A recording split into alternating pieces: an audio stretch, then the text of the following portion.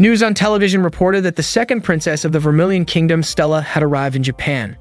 She was accepted into Hagoon Knight Academy in Tokyo with the highest score in history and was even called the most talented and strongest knight. Ikki, who was watching the news, quickly turned off the TV. He thought about how some people believe life was unfair because what someone was born with could decide their future.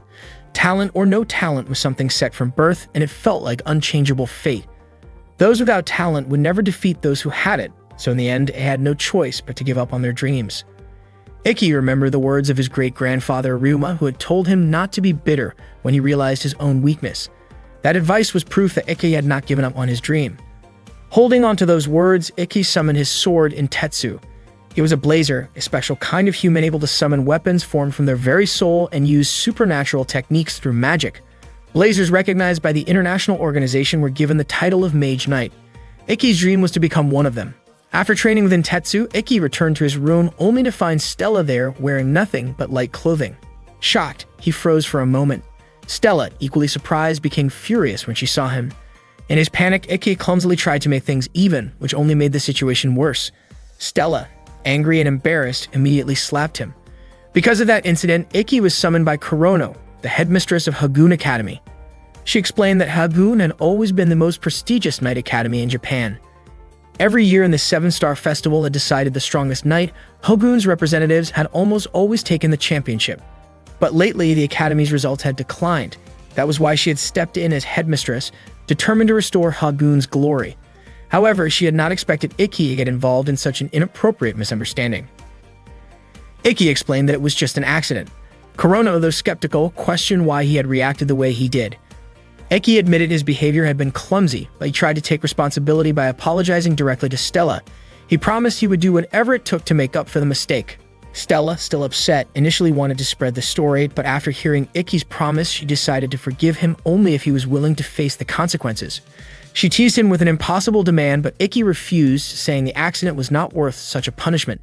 Stella became more offended when Ikki downplayed the situation, and her anger flared. She called him a lowly commoner and threatened to unleash her power against him. Flames appeared around her as her fury grew. Ikki, frightened, desperately tried to calm her down. Stella accused him of violating her dignity by barging into her room and looking at her in a disrespectful way. Cornered, Ikki blurted out that he had looked at her because he was genuinely captivated by her beauty. Hearing his honest words, Stella was caught off guard. The flames around her fizzled out and she blushed in embarrassment. She wondered how Ikki could casually say such a thing. Ikki, meanwhile, insisted that the room was actually his own. Stella did not believe him until Kurono returned and clarified that from now on, they would be sharing a room. Both Ikki and Stella were shocked. Aki questioned why an A-rank student like Stella had to share a room with him, a Class F student. He admitted that the techniques he could use were limited to low-level physical enhancements, and his magic power was average at best. In other areas, his ability was at the lowest level in the academy. Kurono explained that this was why Ikki was nicknamed the worst one, the weakest student in Hagoon. The reason he and Stella were paired together was simple. There was no student weaker than Ikki, and no student stronger than Stella. Stella asked what would happen if more misunderstandings came up between them. Kurono pointed out that Hagoon had other cases of male and female students sharing rooms, so if they could not accept it, they were free to leave the academy. Stella reluctantly agreed to the arrangement but set 3 strict rules for Ikki. He was not allowed to talk to her, look at her, or even breathe near her. Ikki was dumbfounded, especially by the last rule, but Stella explained she did not want him invading her personal space. She even said he could sleep outside the room if necessary, which led to more bickering between the two. To settle things, Kurono reminded them that knights solved conflicts with their swords. She proposed a sparring match where the winner would decide the room's rules. Akai thought it was a fair and reasonable idea, but Stella was certain that a failing student from Class F could never beat her. Ikki, however, believed that anything could happen in a match, especially since he had trained tirelessly up to this point. Stella agreed to the duel, but she raised the stakes. The loser would have to serve the winner. Aki protested that it was going too far, and eventually they reached an agreement. Kurono declared that the duel would take place in 1 hour.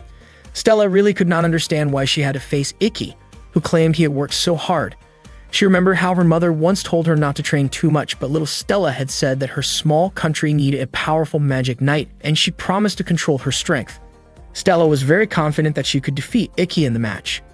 As Stella walked toward the arena, the students around her were talking about it. They were surprised that the great Stella was about to fight the one known as the worst one. Kurono herself did not expect Ikki to finally agree to the duel. Ikki's goal was to win the 7-star festival because if he could win it, he would be able to graduate even with poor grades, just as Kurono had once explained to him. Ikki was certain Stella would also join the festival, which meant sooner or later he would have to face her. Kagami, a member of the school's magazine club, even showed up to take photos. When Stella entered the arena, she mentioned that she knew Ikki was not allowed to join sparring classes because his ability was below the minimum standard. She advised him to stop dreaming of becoming a magic knight. Even though Stella's words had some truth to them, Ikki refused to back down from the match. He believed that hard work could surpass talent. Those words reminded Stella of someone she had defeated in the past, someone who claimed that being beaten by a gifted person meant effort did not matter, something Stella strongly disagreed with. The match was about to begin, and Kurono explained that the purpose of training battles was not to hurt opponents but to fight until the other could no longer continue. The devices used were set in training mode. As soon as the battle began, Ikki summoned his sword in Tetsu, while Stella brought out her blazing weapon, Levitin. Both of them charged at each other. Stella explained that the fire from her sword burned at 3,000 degrees Celsius, and if it hit, the risk was life-threatening. She swung her sword toward Ikki, but he quickly dodged. Even Nene, who was watching, was surprised by the intensity of the duel.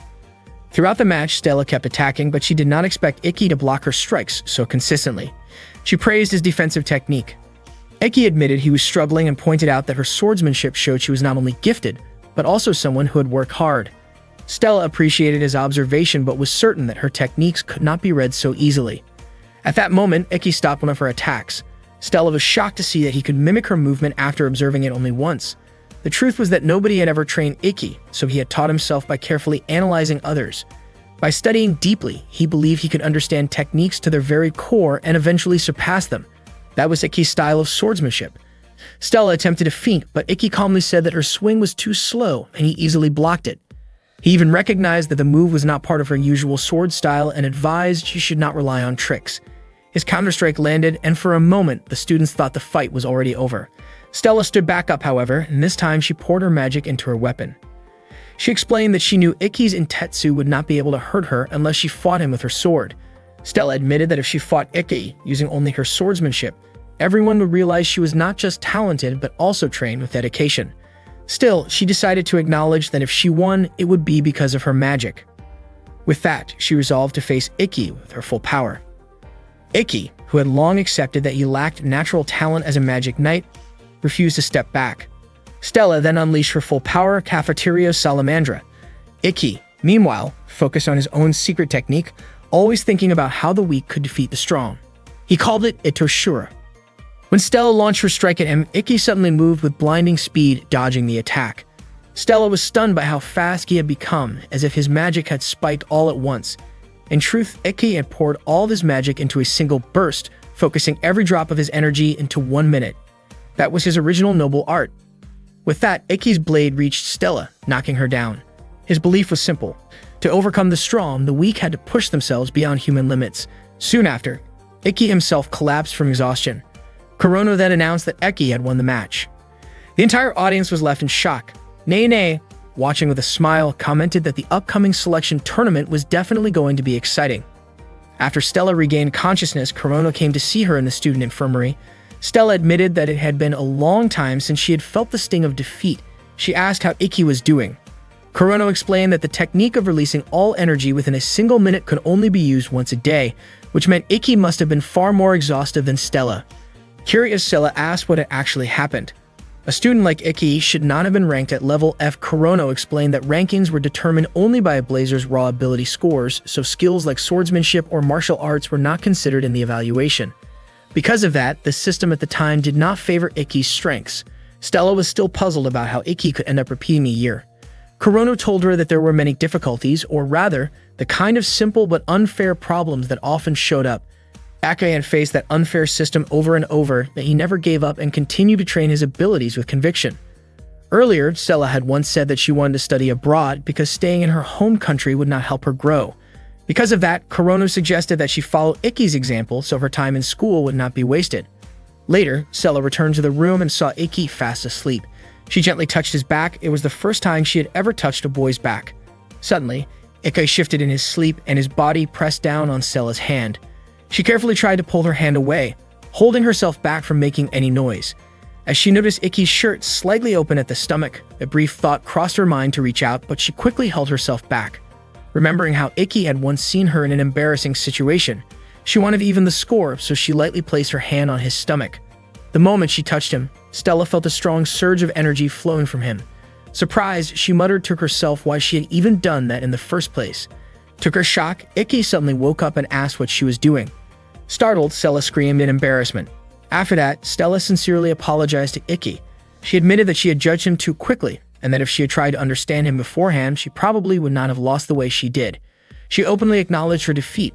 Ikki then asked if Stella was now ready to fulfill their agreement, since the loser had to follow the winner's orders. Stella had no choice because she did not want to break her word. With frustration, she said that she would follow any order from Ikki. Ikki, amused by her expression, laughed. To Stella's surprise, Ikki's order was nothing more than asking her to become his roommate because he wanted to be closer to her.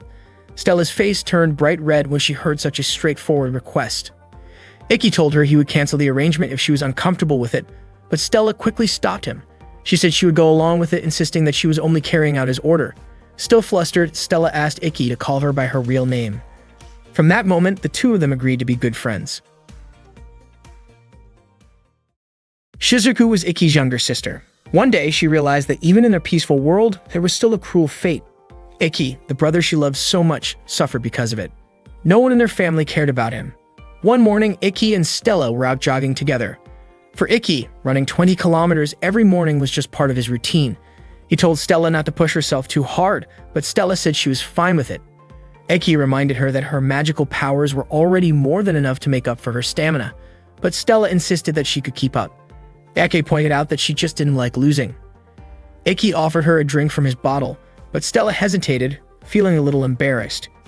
Ikki quickly apologized, thinking she didn't want to drink from his bottle. But to his surprise, Stella snatched it and drank anyway.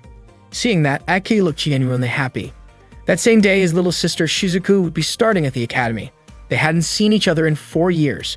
Stella wondered if Shizuku was actually his stepsister, but Ikki explained that they were true siblings by blood. Stella felt relieved when she heard that. Later, Yuri, who was Ikki and Stella's homeroom teacher, introduced herself to the class. She explained the selection process for the upcoming 7 Stars Festival. Stella noticed Yuri's voice sounded weak, but Ikki reassured her that even though Yuri seemed frail, she was a good teacher. The principal had announced during the opening ceremony that unlike in the past when representatives were chosen based on grades, this year, the selection would be through a tournament. The top 6 students would qualify as representatives. The rules were simple and fair. The tournament would begin the following week, and schedules as well as opponents would be sent to students by email through their ID cards. Stella asked how many matches they need to fight. Yuri said each student would have about 10 matches, which meant 1 match every 3 days. Ikki thought that would give him enough time to use his ability, Itershura.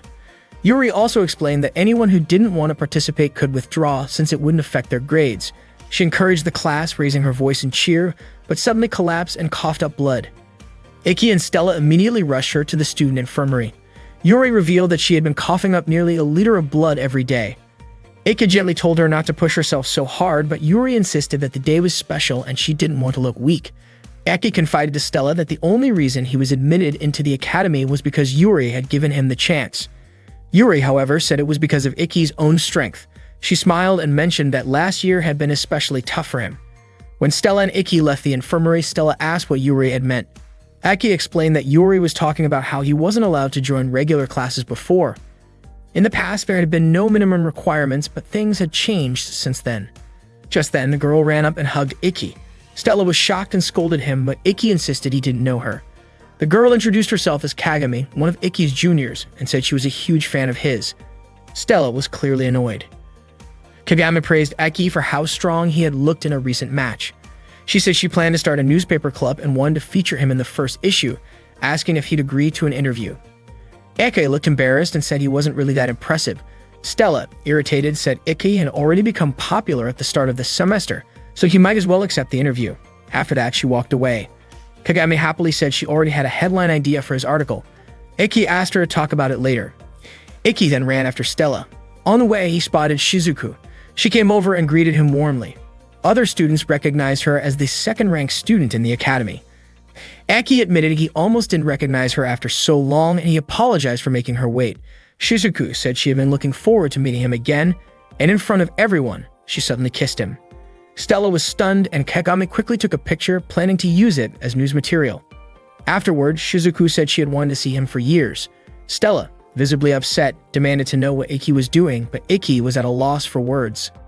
Shizuku explained that kissing was simply a way of showing affection, usually between couples, but she believed that siblings who shared a deep bond could also express it. She added that in some countries, a kiss was considered no different from a greeting. Stella shouted in frustration that in her country, siblings would never do such a thing. Kagami chimed in, saying that in some other countries, it actually was normal. Ignoring the argument, Shizuku explained that she just missed Ikki deeply after 4 years apart. Ikki, however, reminded her not to say things that could be misunderstood. Shizuku leaned in as if to kiss him again, but Stella quickly pulled him back. She was confused as to why Ikki wasn't stopping her himself. Shizuku then asked why Princess Stella was interfering with a private moment between siblings. Stella and Shizuku kept arguing about the matter until Shizuku finally asked what kind of relationship Stella had with Ikki. Stella claimed that Ikki was her master, and that she was his servant. The students around them were shocked to hear that, while Kagami became overly excited about the scandal that would surely make it into her school newspaper. Shigen already had a catchy headline prepared for the story. Ikki immediately denied Stella's claim, but Stella insisted. She explained that after Ikki won their sparring match, he gave her an order like sharing the same bed with him. Hearing that, Shizuku turned to Ikki and asked if it was true. Ikki didn't deny it, since he and Stella really did sleep in the same bunk bed. Shizuku then declared that she would free Ikki and summoned her weapon, Yoi Shiger. Ikki tried to stop her, but Shizuku calmly said that she was confident she could defeat Stella since her element was water, while Stella's was fire. Ikki reminded her not to use a device in that place, but before he could say more, Stella accepted the challenge and activated her weapon, Leviatine. Ikki was frustrated that Stella was going along with it, but Stella fired back, mocking Shizuku's device as being too simple, just like her chest. Shizuku refused to back down and retorted that Stella's chest and her weapon were both flashy but lacked substance. The two of them exchanged insults until they finally launched attacks at each other. Because of this reckless behavior, they were punished by being forced to clean the school toilets. Normally, using a device either inside or outside the school was strictly prohibited unless permission was granted. Kurono explained that under normal circumstances they should have been suspended, but since it was only the first day, they would instead be punished with 1 week of clean toilets. Both Stella and Shizuku promised not to repeat their mistake. They were only allowed to go home after finishing the cleaning, and since there were 27 women's toilets in total, it took them a long time. Even while scrubbing, the two of them continued trading snide remarks. Shizuku told Stella to stay away from Ikki, but Stella flatly refused. She said it was impossible for her to stay away from Ikki since they shared a room. Shizuku insisted that Ikki would always belong to her, no matter what Stella tried to do.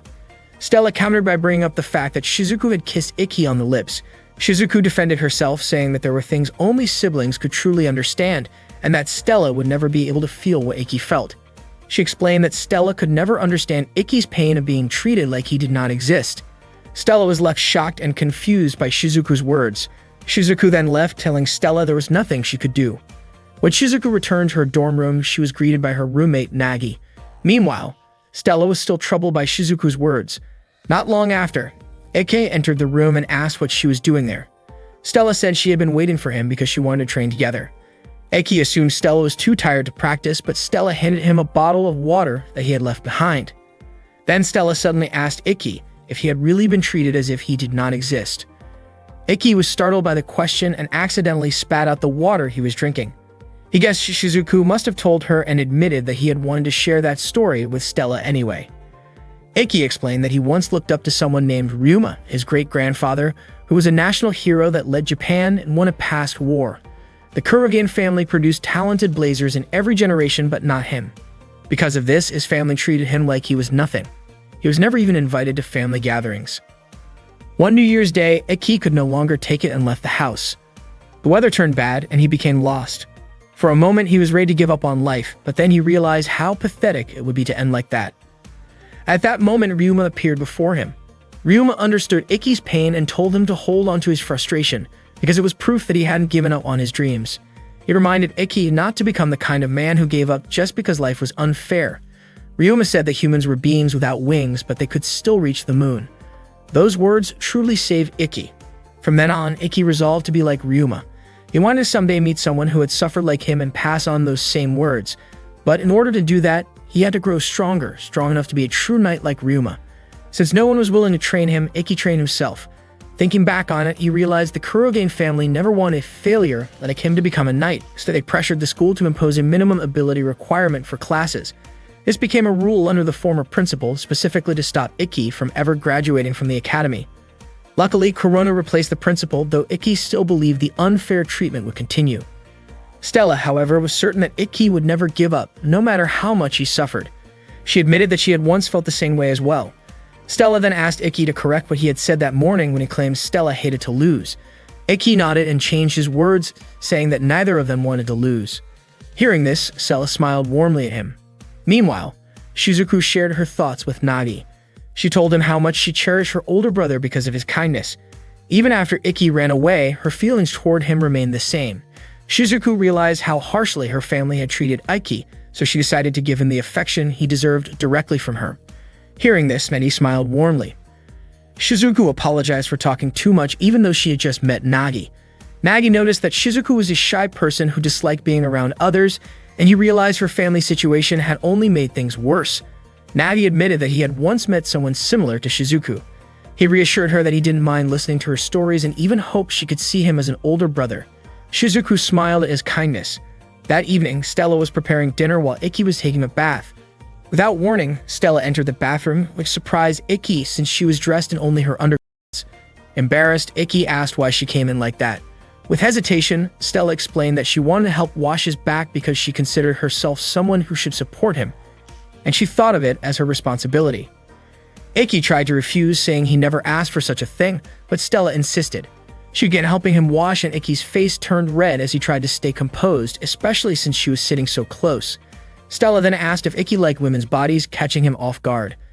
She mentioned that she had noticed his flustered reaction earlier when Kagami had accidentally bumped into him, and she also realized that Ikki had been sneaking glances at her. Feeling guilty, Ikki apologized and admitted with a red face that he did feel attracted. Instead of being upset, Stella teased him, closing the distance between them, which left Ikki even more nervous. However, in the middle of this, an awkward accident happened. Her eye strap came loose.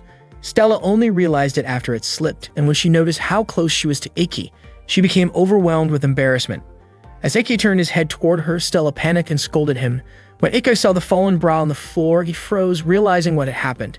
Stella's face burned with embarrassment, and in her flustered state, she lashed out by slapping his cheek before shouting in frustration. That day, Ikki and Stella were training together, crossing swords to sharpen their skills. Afterward, they took a break and started talking. Stella mentioned that she had received an email from the academy, and her opponent would be Momotani from the third-year class. Ikki admitted that he had seen Momotani fight before, and the device he used was a rather unusual armor. Stella asked Ikki not to tell her anything about it, since she was the type who disliked looking up information on her opponents.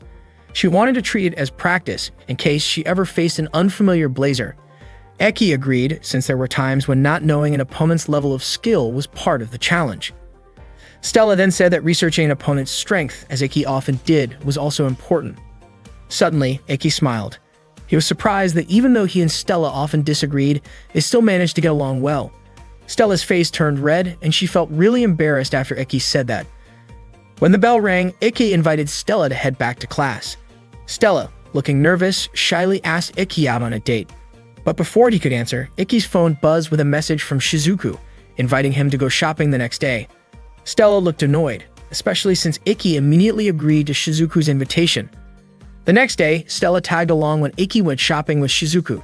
Shizuku did not expect someone like Princess Stella to go shopping with commoners. It turned out that Shizuku had also invited Nagi.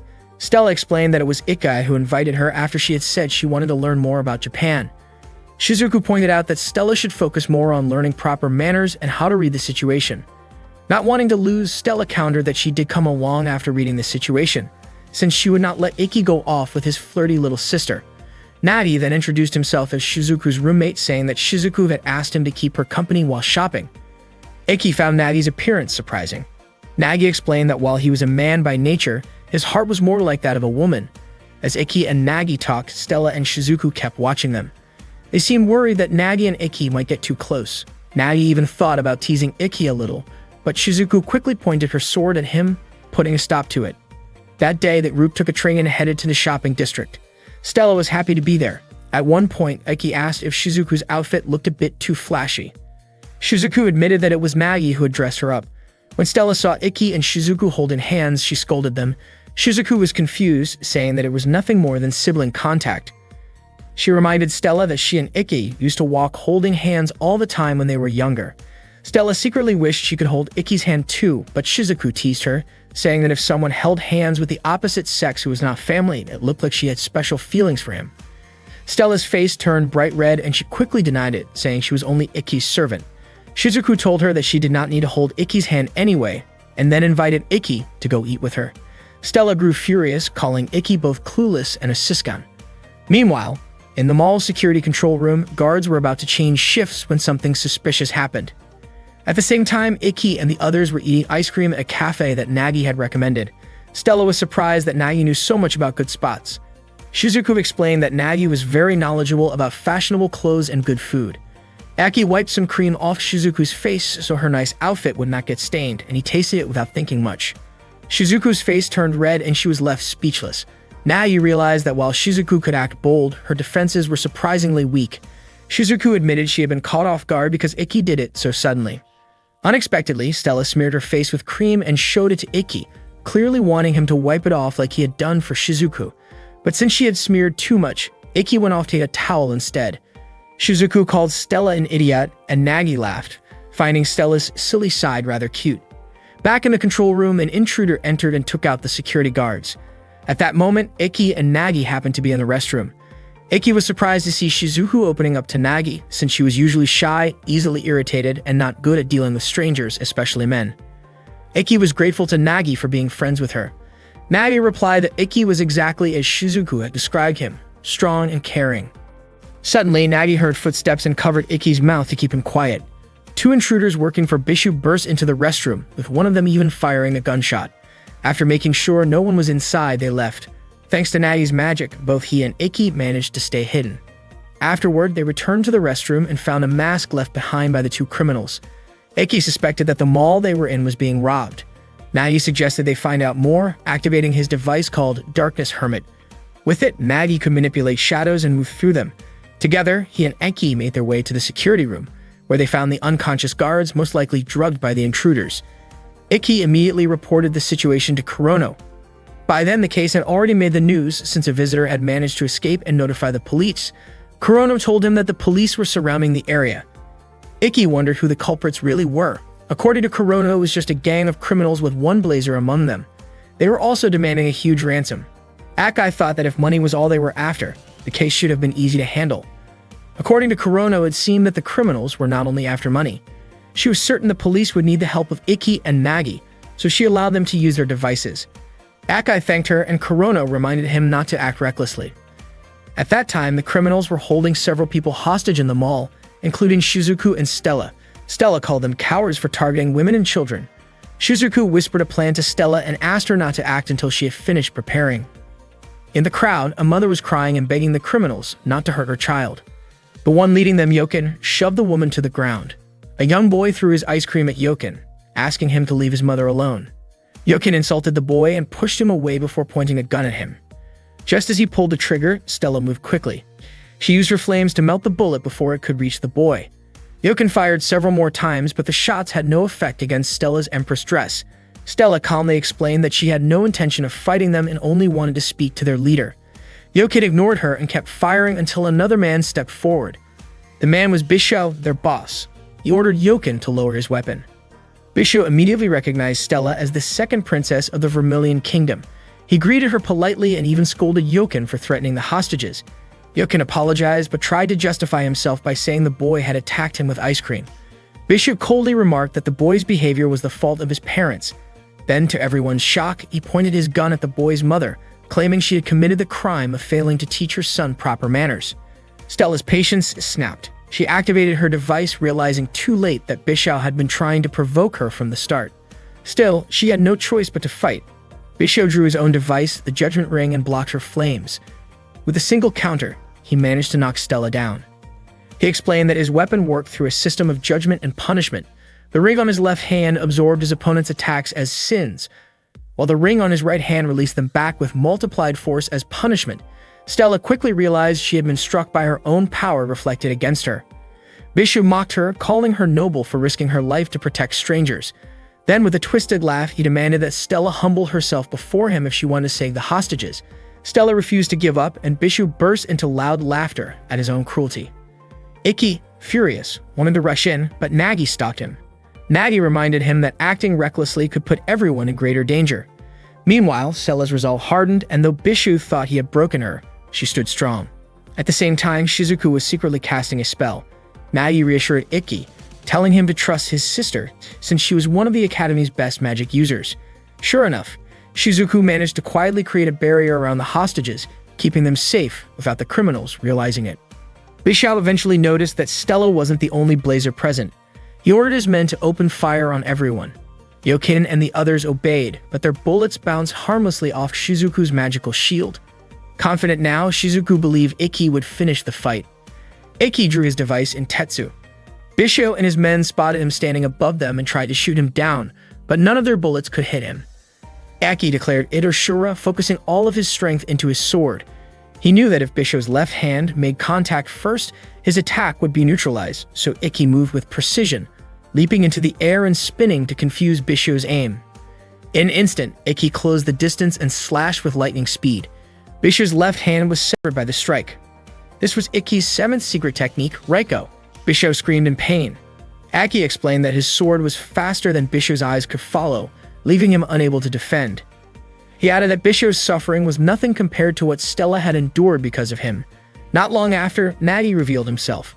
Bishu desperately tried to order his subordinates to attack again, but it was already too late. Stella had already defeated them. Ikki suddenly hugged Stella and her face turned red from the unexpected embrace. He quickly apologized, and not long after, Shizuku arrived, bringing Stella a change of clothes. She was surprised that Stella had charged forward without a plan, but she admitted that Stella's actions were still something to be praised. Stella, in turn, complimented Shizuku for protecting everyone. Just then, Ikki's strength weakened and the others grew worried. He explained that it was the side effect of Itoshura. Out of nowhere, a woman who had been hiding among the crowd of hostages revealed herself as one of Bishu's subordinates and took control of the situation. She demanded that they release Bishu. Before anyone could act, a sudden attack knocked the woman down. Stella couldn't understand where the strike had come from. A man appeared, saying he hadn't intended to steal someone else's moment of effort. Nagi was confused because he hadn't sensed this man's presence at all. Ikki, however, recognized him right away. His name was Shizuya. With a confident smile, Shizuya remarked that he didn't expect Ikki to still be attending school. Soon after, the police arrived and arrested Bishu and the others. The girls quickly gathered around Shizuya, praising him as if he had been the one to defeat the villain. Seeing that, Stella grew irritated, and Shizuku quietly agreed with her. Ikki approached Shizuya to thank him, saying that thanks to him, everyone was safe. Shizuya responded that it was only natural to protect those who couldn't protect themselves, but then asked Ikki if he still planned to become a knight with such limited strength. Stella immediately grew defensive and demanded Shizuya stop talking that way, but Ikki gently held her back. Frustrated, Stella declared that Ikki was stronger than Shizuya. Shizuya laughed at her words, finding them amusing, and teased her by saying it seemed she already saw Ikki as a cool and admirable guy. He went on to remark that Ikki should have told her the truth, that he had once withdrawn from a match because he was unwilling to face him. Shizuya then told Ikki to check his email, revealing that he was Ikki's first opponent in the upcoming tournament. With pride, Shizuya introduced himself as last year's representative of the Seven Stars Festival and said he hoped Ikki wouldn't back out this time. Stella grew even more annoyed by his arrogance. The selection tournament for the Seven Stars Festival began with Stella facing a student nicknamed the Heavy Tank, whose name was Momotani. Momotani used a device shaped like armor called Goliath, and his signature move was Heavy Charge. The students cheered loudly when the match started, encouraging Momotani to defeat Stella. Stella reminded everyone that this was a real match, not just training, and warned Momotani that taking a direct hit here would hurt much more than during practice. She advised him to think carefully before fighting. After hearing her warning, Momotani decided to surrender, which made Stella the winner. After her match, Stella went to take a shower, where she overheard Shizuku and Nagi talking. Shizuku mentioned that there was nothing impressive about Stella's earlier match because her opponent had simply been too weak. When Stella came out of the bathroom, she admitted that Shizuku was right. It turned out that not only Stella but also Shizuku and Nagi had won their respective matches. Suddenly, Kagami appeared, praising them for their victories. Kagami's sudden entrance startled Stella, causing her towel to slip. Embarrassed, Stella tried to cover herself with her hands. Curious, Nagi asked who Kagami was. Kagami introduced herself as a member of the newspaper club and said she aspired to be a professional journalist.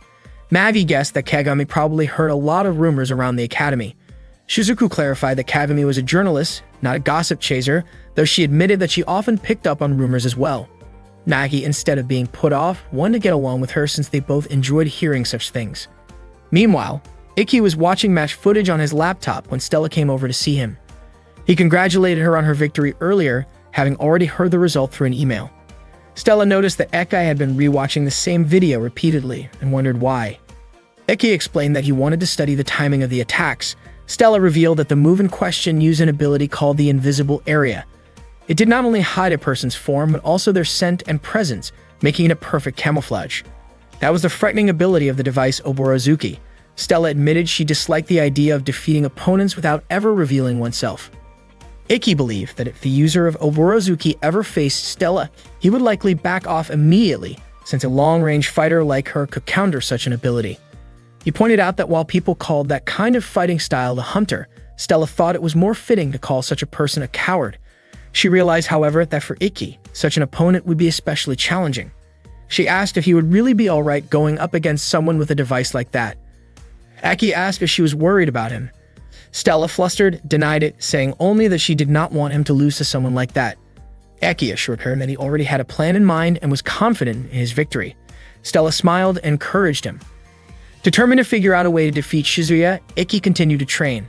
While exercising, he ran into Nagi, who asked if it was true that Ikki had been attacked by Shizuya in the previous year. Ikki explained that back then, the Kurogen family had close ties with the former principal, and they kept trying to push him out of the academy. Because of that, Shizuya began targeting him. At that time, Ikki was banned from attending classes since his ability scores were ranked too low. Shizuya had challenged him to a fight, thinking that if Ikki could hold his own, the teachers would be forced to acknowledge his strength. However, Ikki refused because he had no intention of fighting him. Shizuya continued attacking him relentlessly, but Ikki never fought back. If Ikki had activated Intetsu, it would have meant he had taken the provocation, and even dodging might have been seen as resisting. Instead, he chose to stand still without fighting back, and because of that, he avoided punishment. Nagi then asked what Ikki would do if things did not change this year. Ikki said he would keep working to prove himself even if it took years of repeating the same efforts. Nagi commented that such strength could be called endurance, the ability to carry burdens within the heart. He explained that normally when endurance reached its limit, the heart would scream. But Ikki seemed unable to hear those cries anymore, which was why he could remain calm and keep smiling. Nagi hoped that someday someone would be able to hear the silent cries of Ikki's heart. Before his next match, Stella invited Ikki to watch another battle with her, but he declined, saying he needed to head to the waiting room and focus on his own match. Shizuku noticed that his shoelaces were still untied and reminded him to fix them, while Nagi wished him luck and told him to be careful. At the tournament registration, Nene appeared and praised him. She explained that most high school students usually use imitation devices, which was why many of them withdrew from the selection tournament once they realized it followed official match rules, where the stakes were serious. Ikki said he had been waiting for the chance to compete in an official match, so he felt no hesitation. Nene was impressed, and Ikki recognized her immediately. Every student knew that Nene was the demon princess of the KOK Top League. He also knew she was an old friend of Kurono's and had returned as a part-time instructor that year.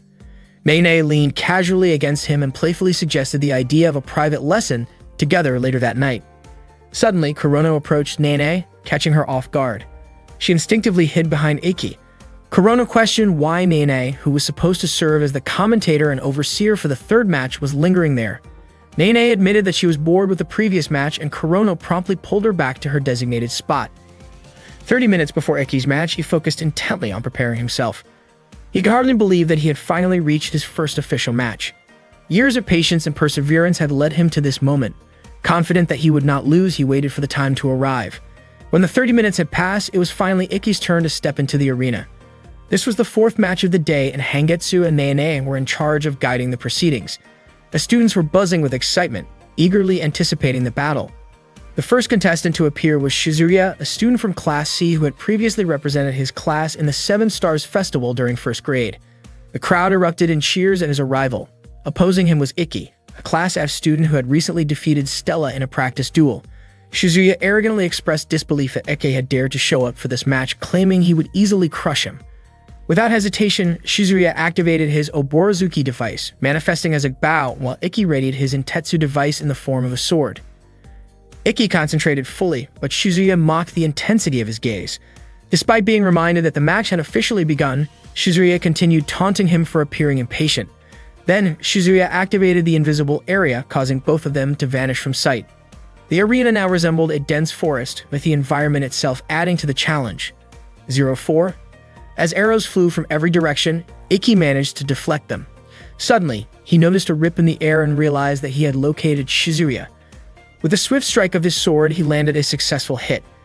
The invisible area could not conceal the physical trajectory of Shizuya's arrows, and Ikki followed the paths they left behind. The chase led them up into the trees.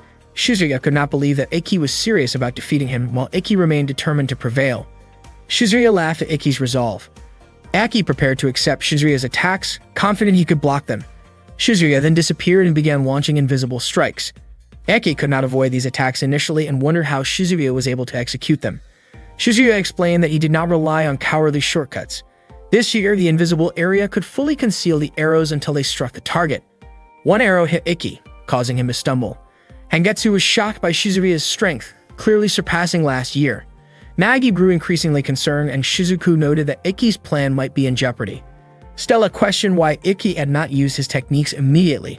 Knowing that this would be the ideal moment, Shizuku observed that Ikki's fighting style focused on analyzing the opponent, though Sato criticized it as a waste of time. Nagi, however, reasoned that Ikki was not careless but simply too nervous to seize the opportunity.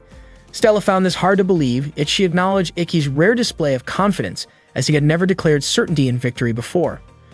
Facing a barrage of arrows, Ikki continued to endure. Stella finally understood what Ikki had been experiencing all along, despite being the person closest to him. Shizuya called for Ikki to engage fully, mocking him and claiming that the headmaster's decisions were too heavy for someone like him. The students were taken aback by his words. Shizuya then declared that if Ikki could win the Seven Stars Festival, he could graduate, prompting laughter from the audience. Shizuya continued taunting Ikki, and the students remembered the previous match against Stella, convinced that no Class F student could ever triumph over a Class A opponent. Despite not participating in the fight themselves, the spectators laughed at the challenge Ikki faced. Shizuya's arrows struck Ikki repeatedly, leaving him exhausted. Seeing this, Stella shouted for the students to stop mocking him, defending the young swordsman she admired.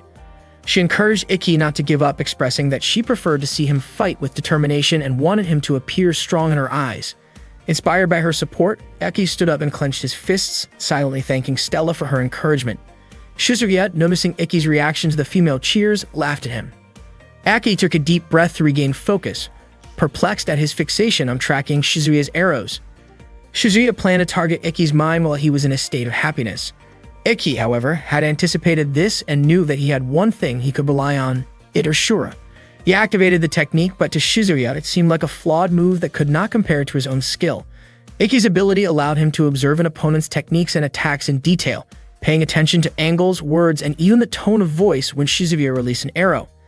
By doing this, Ikki managed to anticipate Shizuya's arrow attack, leaving Shizuya genuinely surprised. Ikki had expected that Shizuya would change his target, and the sudden shift caused Shizuya to panic, thinking that Ikki could see him. While Ikki could not perceive Shizuya's physical form or shadow directly, he could infer his movements by analyzing Shizuya's attack style, the depth of his strikes, his emotions, and his tone of voice. Following these cues, Ikki could track Shizuya and ensure that he would not escape. Nene laughed at the scene, while Hangetsu asked how Ikki was able to track Shizuya so accurately. Nene explained that Ikki possessed the ability called Blade Steel, which allowed him to understand how an opponent's techniques worked. At that moment, Ikki was essentially reading Shizuya's strategy. The technique he used was called Perfect Vision. Ikki unleashed the full extent of his power against Shizuya, moving with unstoppable momentum.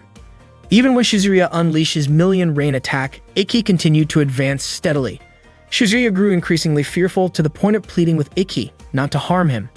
Ikki's sword strike landed just inches from Shizuya's face, and he admitted that he might need to train more since his strike had missed by only a millimeter. Shizuya then collapsed, unable to continue the match, and Ikki was declared the winner. Hangetsu announced that Ikki had officially won his first match, prompting cheers from the audience. Ikki glanced at Stella before suddenly fainting. Hangetsu immediately instructed the medical team to take Ikki to the student infirmary. Nene had already suspected that the selection process at that stage could not be overlooked. That night, Ikki woke up to find Stella sleeping nearby. At the same time, Shizuku stood quietly by the door of the infirmary. Nagi asked why she did not come inside. Shizuku remained silent and immediately embraced Nagi. Nagi admitted that he liked Shizuku's personality. Soon after, Stella woke up and felt embarrassed, lightly hitting Ikki because he had seen her sleeping while drooling. Ikki apologized for causing her concern. He confessed that he also had feelings for Stella and felt grateful to have met her. Stella became flustered, realizing that while she admired Ikki, her admiration was more for his courage and determination rather than romantic feelings. Ikki understood this, yet admitted that he had wanted to express his feelings. Stella called him straightforward, noting that only Ikki could be so honest. She asked him to close his eyes and then gently kissed his cheek. Stella reassured him not to misunderstand her actions, explaining that she had genuinely wanted to do it. She admitted that her feelings in that moment matched Ikki's, and he hugged her tightly. Stella smiled brightly and told him that this moment was meant to be the only time it would happen. Ikki confessed that being with Stella made him feel stronger and more determined. He invited her to aim for the pinnacle of their skills together, which meant that in the final match he would face Stella. Stella felt confident that this time she would be the one to win.